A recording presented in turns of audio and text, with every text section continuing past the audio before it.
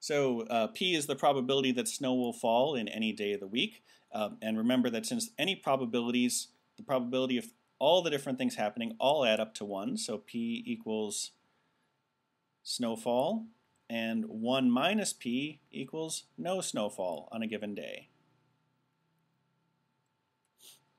So if the snowfall on one day doesn't affect the probability of snowfall, what's the value of P? So we're going to need some numbers here in order to figure this out.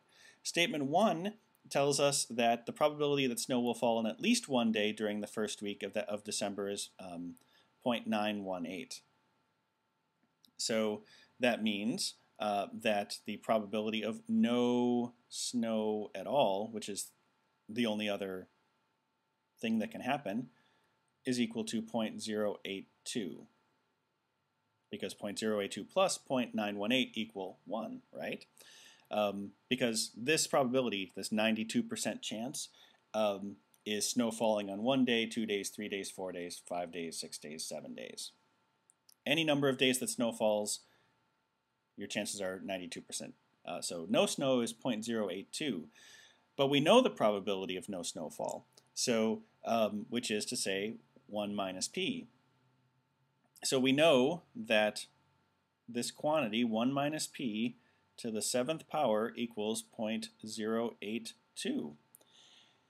By no means should you try to figure out what that is. Just know that you could figure it out. If you could take the 7th root of 0.082 and, add P to both sides and then subtract that number from 1, you would have the value of P. So statement 1 is sufficient, and it's not B, C, or E.